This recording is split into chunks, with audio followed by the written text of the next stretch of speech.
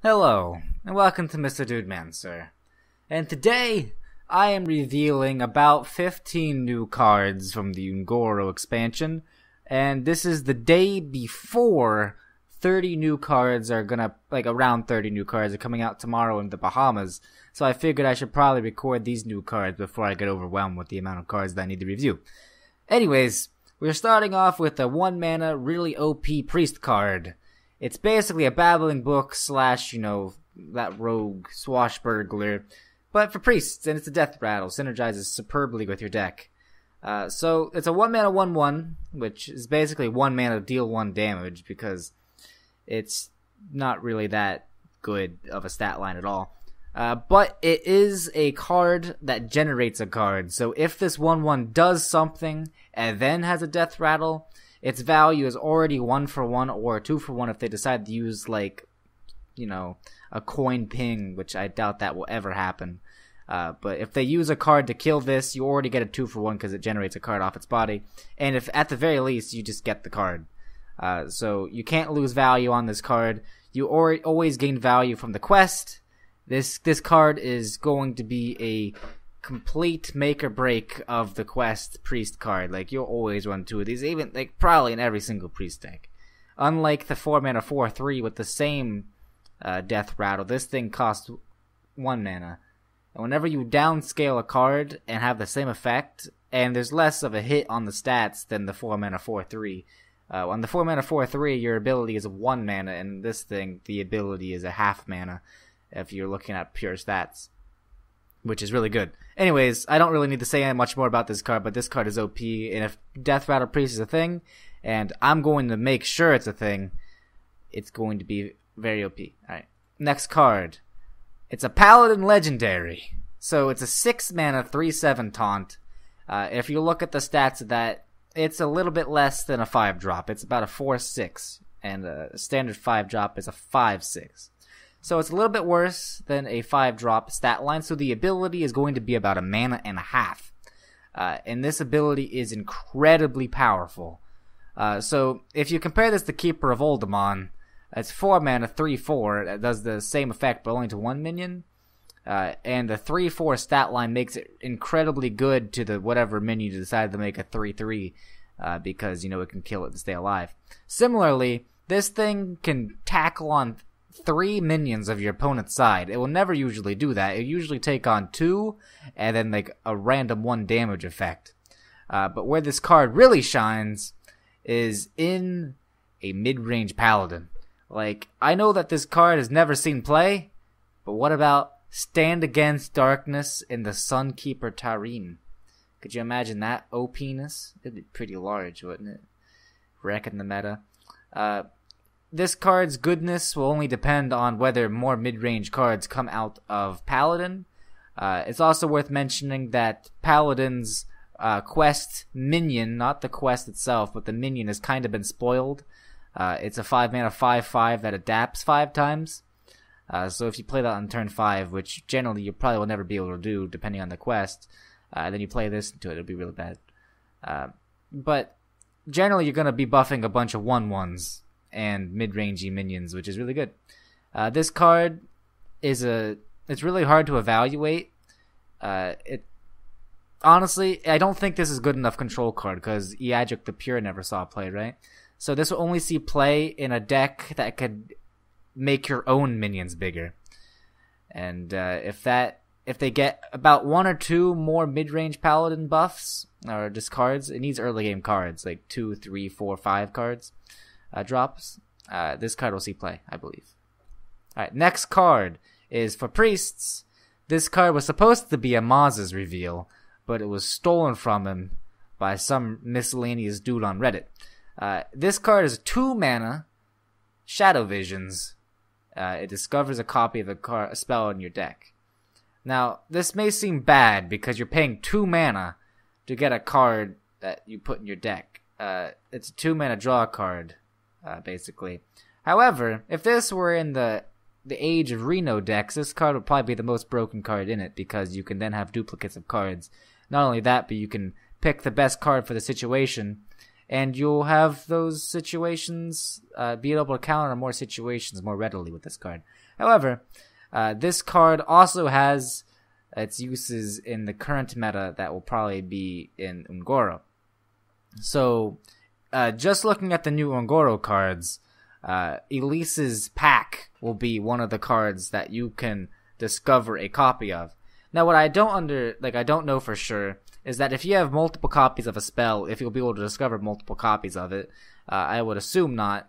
So basically, it only depends on how many different versions of spells you're running. Like, you probably run Holy Nova, you probably run Dragonfire Potion, probably Death, Pain, Power Word, Shield, and you probably keep Shadow Word, Pain in your early game. So you'll have over a 50% chance to get the exact spell you want the majority of the time with this. And not only that, though Emperor Thorson is rotating out, this has some OTK Priest potential with getting a third Mind Blast, which is pretty good. Or a third Flash Shield. Is Flash Shield rotating out? I need to look that up. I'm pretty sure Flash Shield is rotating out with TGT.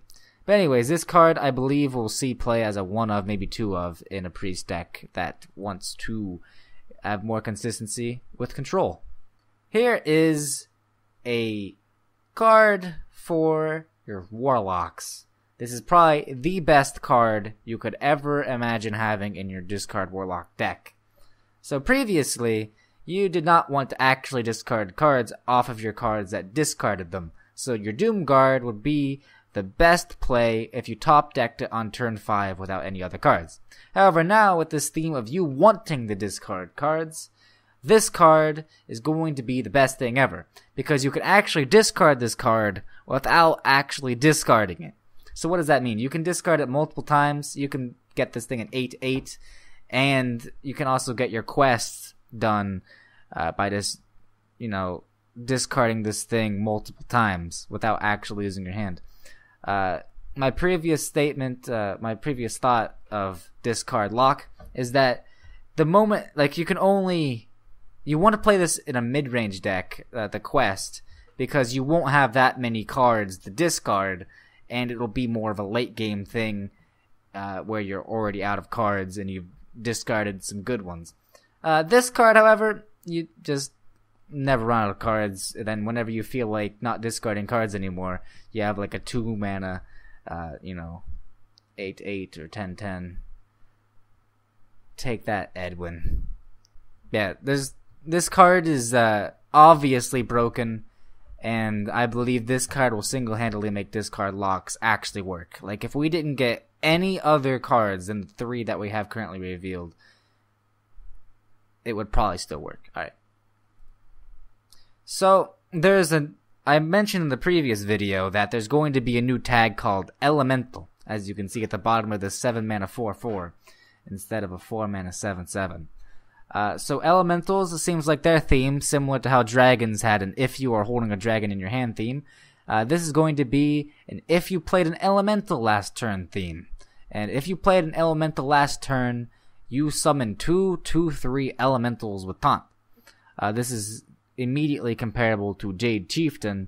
However, if Jade Chieftain did not exist in this game, this card would be a pretty good addition to your Elemental Shaman deck, because I would assume that Elemental Shaman will be a very controlish deck. If it turns out to be a more mid-range deck, this card probably won't see play just because it costs 7 mana. However, and it also, if Jade Shaman turns out to still be a thing, they wouldn't even decide to play the Stone Sentinel. But it's probably a good one of or two of for anti-aggro. Like, Pirate Warrior has a really hard time dealing with taunt minions, especially 2/3s. So it's like another version of Feral Spirit, but you also get a 4/4 with it, but it costs 4 more mana. I don't know how to rate this card. Like, if you were to go pure by stats, it's an 8/10 for 7 mana, and partial taunt. So I think I'd have to say that if you're able to curve out with this thing on turn 7 pretty often, it's a pretty good card. Like Fire Elemental into this, that'd be really good. Alright, here's the legendary of the elementals. I'm not sure if we're going to get any more elemental legendaries that are neutral. But this thing is basically Sogoth's big brother. I want to see the full scale of this Osrook, because Sogoth the Slitherer was actually gigantic, like the size of a city. I bet this dude would just be like an entire cave walking around, right? But anyways, this dude is a 5/5 taunt that with each elemental you played last turn, it gains 5 health. And the tagline of the BattleNet big reveal that they had on it is that, yes, we have definitely seen this card reach 30 health. So, if this card turns out to be quite popular, it's going to be very easily countered by Black Knight / any hard removal in the game. Especially with decks moving away from the Reno theme, or at least I assume they will. This card is going to be countered quite a bit by the control meta, if that ever happens, and by just being very easily countered by multiple cards in the game. This card, obviously, if the meta is super aggro, they're gonna have a hard time dealing with a 15th health 9-drop here with taunt. Like Pirate Warrior, if you played this on turn 9 with like 2 other elementals, or maybe even just 1, they're probably just gonna lose. Like they're probably just gonna concede and make you feel good, you know, like I choose death, and you like give yourself a pat on the back because you played a 9-drop. But then again, if this card becomes too popular, it's gonna be very easily countered. So I don't see this card seeing that much play. It also costs 9 mana, so your investment for it to be easily countered is quite a large amount. Alright, and here's another card to make the elementals better. This is how you would make a 1-drop for control decks. Because a 1-mana 1/2 that spawns a 1/2 in your hand isn't very aggressive, especially with the 1/2 stat line. It's very anti-aggressive, actually. So this card is an elemental, and it gives another elemental to your hand, which seems to be another theme of just giving dinky elementals in your hand to, you know, get your abilities off. Though I'm not sure if this one will see play. It's really cool that you could just play Firefly and then your elemental, and then you have a 5/15 Osrook. But then again, I'm not sure if you'd play a 1-drop just for the sake of being able to do that. If there's a 2-drop elemental that relies on you playing an elemental last turn, not only would that make this game, you know, Curvestone again, but this card would see play. But I doubt you would play this card just for the sake of generating mini elementals for the battle cry. Alright. So we have another mage spell. It deals 2 damage, so 2 damage is generally 1 mana, like Holy Smite, you know, Arcane Blast. Even Arcane Blast has an upside. But this one has an add a 1/2 elemental to your hand. This does something and then gives you an elemental, unlike the 1-drop just being a 1/2 and then giving you an elemental as well. Like, this is a fast card. The 1-mana 1/2 is a very slow card because it's only a 1/2. However, this is directly comparable to Frostbolt, to where it, you know, deals damage on 2 mana. So you're sacrificing 1 damage for the ability to gain an elemental in your hand. And I know that there's an elemental that comes out on turn 4 that we'll show later, but in order to trigger that, this would be really good to play on turn 2, and then on turn 3 you can play the 1/2 elemental if there's no other 3-drop elementals that are neutral. So I think there is the neutral elemental, the Tar Creeper, right? Yeah, that thing. You can play that, or you can be more consistent with getting that taunt 4-drop elemental and play this. Honestly, my first instinct is that this card is still bad just because you just play Frostbolt over it. But the value it generates is really good. And who knows, maybe a 1/2 is better than I think for anti-aggro purposes, because there's a lot of 1/1s going around, right? And if we have 1-drop 1/2s to counter the Pirate Warriors 1/1s, then maybe that'll finally shut them down. But man, I think in elemental decks you'd actually run this over Frostbolt. How about that? That means it's a really good card. Alright, so apparently this art is really bad. However, they added a few Murloc cards. Primal Fin Lookout. So this is basically Puddle Stomper that has +1 mana to spend on it. However, if you have another Murloc in control, you discover a Murloc. So finally, you're able to have 3 War Leaders, which is the best card in any Murloc deck. It's a 3/2, and you can actually take advantage, value-wise, of having a board of Murlocs. Before, if you had a board of Murlocs, you're like, I better kill him within the next few turns, or he's going to board clear me, I'm going to lose. Now you can generate a lot of value out of Murlocs and continue swarming the board, like Murlocs' theme are supposed to be. It's also worth to mention that you cannot discover any undiscoverable cards, which is the next card that I'm going to show. Alright, so if there's a Murloc deck, this will most likely see play, because it's a 3-drop that you can play that's not a War Leader and very squishy. However, whether or not Murloc decks work out, other than the water package of Beluga Warriors, War Leaders, and Finja, we'll never know. Alright, next card. Oh, no, that's wrong order. Wrong order. Alright, so here's the 1 mana quest for Shamans. Shaman's legendary quest and legendary card are actually not related, which is good, so that Shamans don't get completely busted combos, while every other deck needs the legendary card and legendary quest to have super synergy. Anyways, summon 10 Murlocs. That is very, very easy to do. You can play 1 Murloc a turn, some Murlocs, summon more Murlocs, and it's a very key word to summon instead of play them. You can easily have this quest complete by turn 5 or turn 6. And the reward is Megafin, as I already shown. Megafin fills your hand with random Murloc as a battle cry of a 5-mana 8/8. When I first read this card, I thought it said fill the board with random Murlocs, and that would have been kind of insane.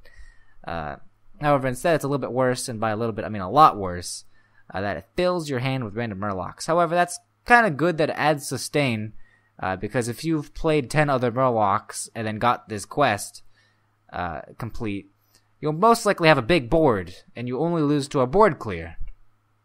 And then this card just gives you more value. I still believe Murlocs will be more of a... they won't be a tier 1 deck, or maybe not even tier 2. But maybe with the advent of this quest, more Murlocs, maybe it'll finally be a tier 4 or tier 3 deck. Or maybe it'll still be classified as just a meme fun deck. But I can have hope.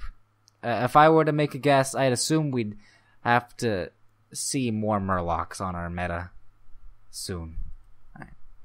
And so, as I said, the Shaman Legendary minion is not related to Murlocs whatsoever. It's actually related to Elemental decks.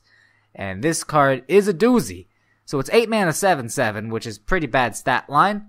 However, if you played an Elemental last turn, which actually is very doable, because if you have the Fire Elemental into the 7 mana 4/4 thing that I reviewed previously, into Kalimos,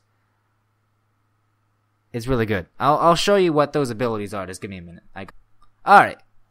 So these are the 4 things you get to choose from. They will appear just in this fashion right in front of your very eyes, and you get to pick one of them. It's not Discover. You don't get to choose 3 out of 4 of them. All 4 of them are available to you. Alright, so keep in mind this is 8 mana 7/7, so its ability has to be about 1.5 mana to see play. And 1.5 mana to deal 3 damage to all enemy minions. An enemy, not just your own, is incredible, insane value, right? And then this is an Onyxia battle cry.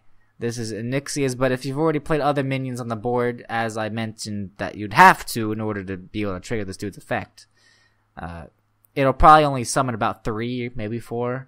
But even then, that's pretty good value.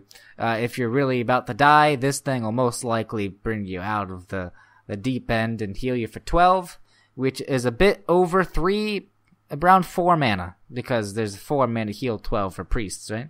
And there's a 3 mana healing touch for druids and stuff. So this is about 4 mana value. This is about also 4 mana 4/4 value. This is about like 5 mana, right?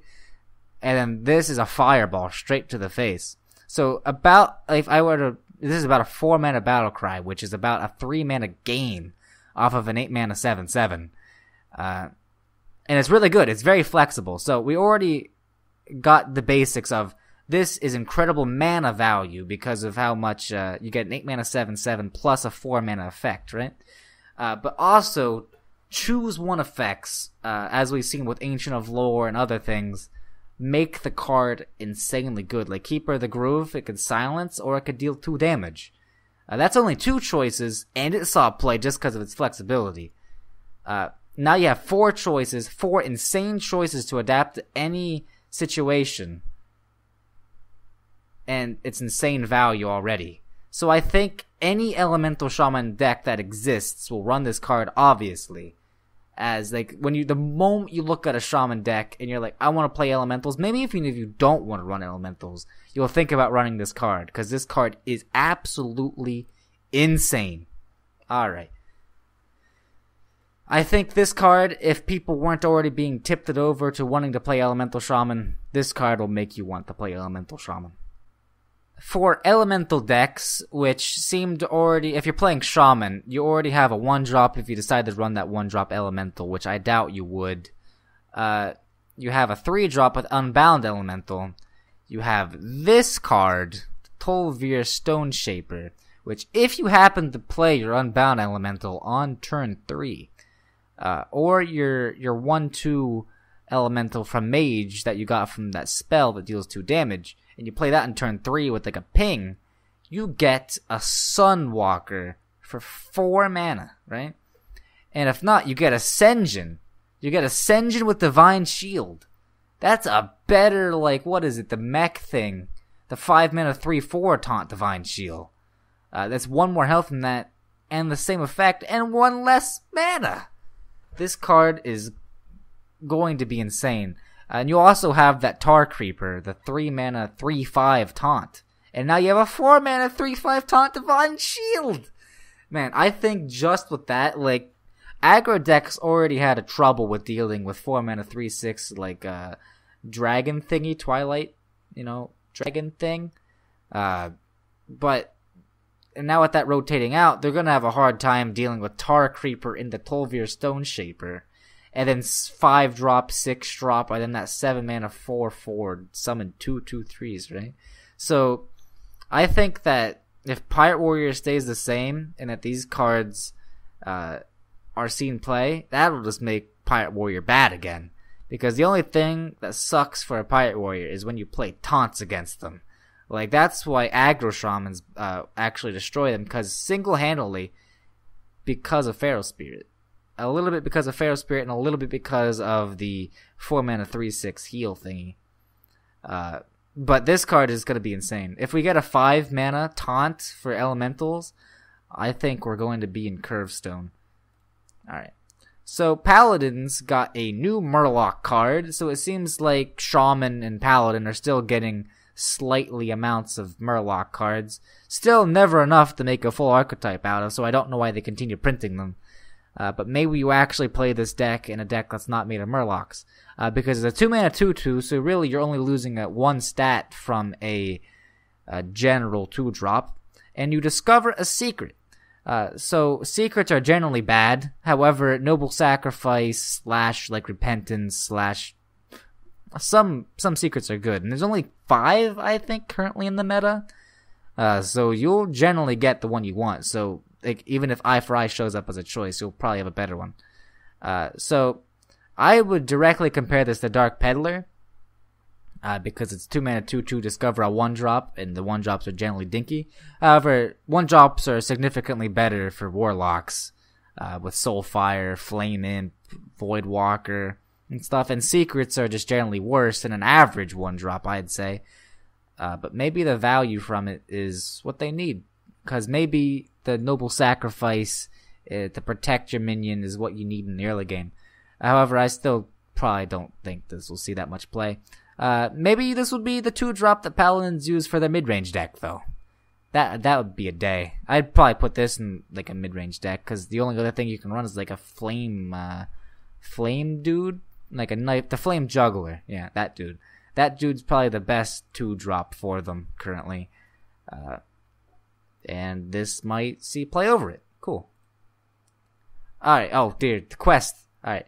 So, as you saw in the last thing, this card is incredibly, and I mean insanely hard to evaluate. Like, not many cards are going to make you build a deck solely around it, but this one will. Alright. So this quest is, not only do you have to play 4 minions with the same name, so that means you have to be playing a deck with the Youthful Brewmasters, the Ferryman, Shadow Step. I doubt you'd still run Thistletea, but there's also a new card that synergizes with it. But you have to play 4 of the same minions with the same exact name. But the reward is Crystal Core. Now, this is what makes this card really, really unique and very hard to review. It's a 5-mana spell, just like has most things from the quest seem to be. For the rest of the game, your minions are 5/5. And so, just to elaborate the mechanics of this, if you're running a Cthulhu deck, your Cthulhu will be reset to 5/5 whenever you play the spell. So say if it was like a 20/20 and then you play the spell, it'll be a 5/5 again. However, then you can buff it up from then. You can buff it back up to a 20/20. However, when it'll hit the board, its battle cry will resolve first, so it'll deal 20 damage, and then it will go back to being a 5/5. Alright? That's the mechanic. That's how the mechanic will work. Your minions in your hand, it's sort of like the Mistcaller effect, except everything will be a 5/5.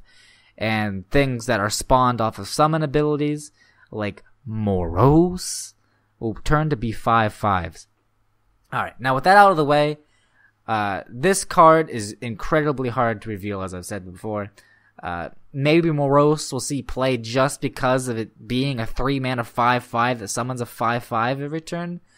What other cards synergize with being like an aggro deck? Like any aggro deck would just love playing 1-mana 5/5s, right?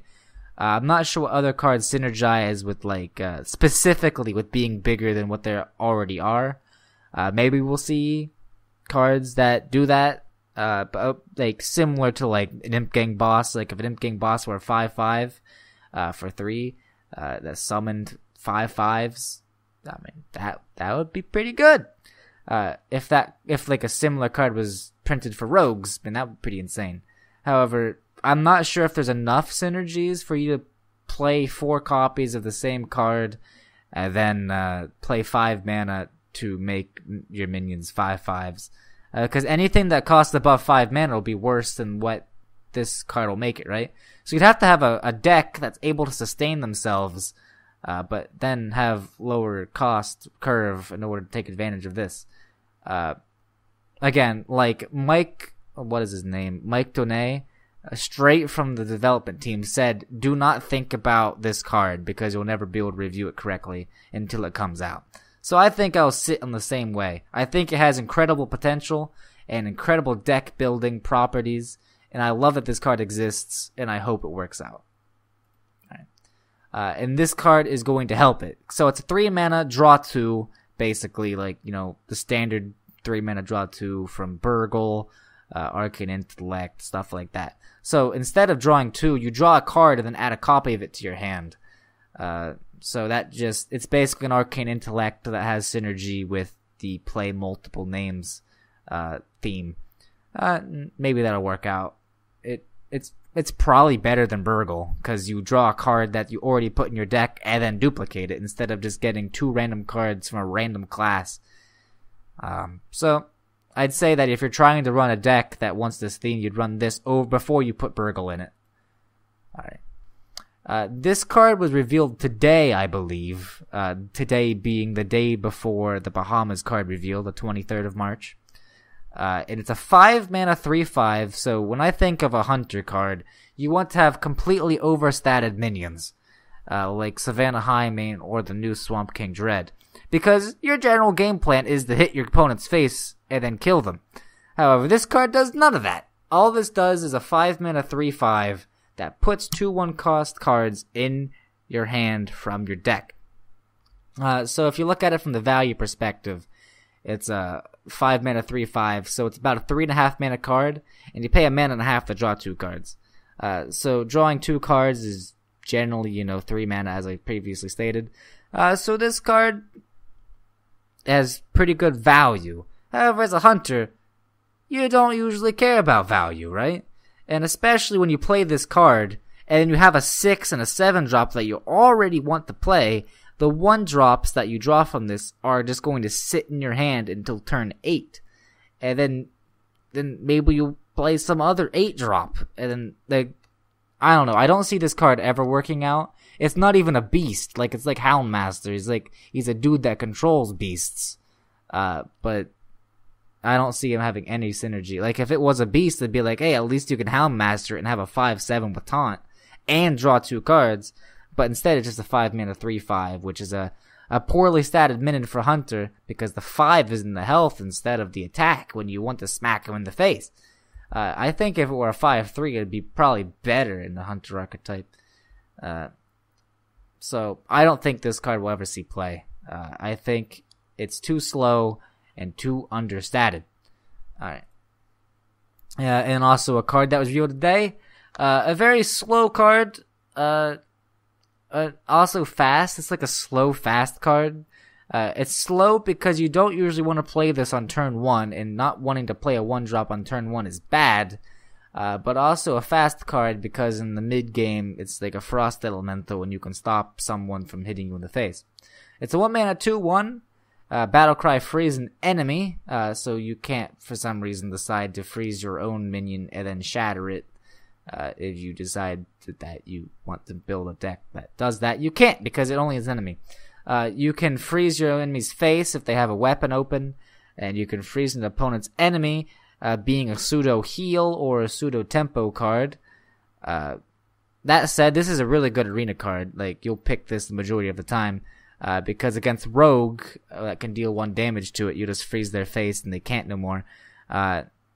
And it's also like a Frost Elemental. Like, Frost Elemental is a pretty average arena card. This is probably better than it because it has the same effect, but it costs 1 mana, and it doesn't lose any stats for being a 1-drop that freezes an enemy. Like, it's an Elemental too, and it has freeze synergy in Mage, but even then, I'm not sure that a control deck would want to run a dinky 1-drop like this. So I'd say this card is kind of trash outside of arena. And to end this card review with what I think the best card of this set is, I am enjoying the elemental theme. Hopefully it doesn't become Curved Stone, and hopefully we'll have enough elementals to where not every single elemental will be an auto-include into your deck. Like Jade is. Like, hey, I want to play a Jade deck, let's just type Jade in and then click every single card that says summon a Jade. Hopefully it won't be that, but hopefully elementals will be a control deck that you actually have to strategically build. And this card, Kalimos, is going to see play in it. However, we'll find out more cards tomorrow during the Bahamas. Until then, thank you for watching, and goodbye.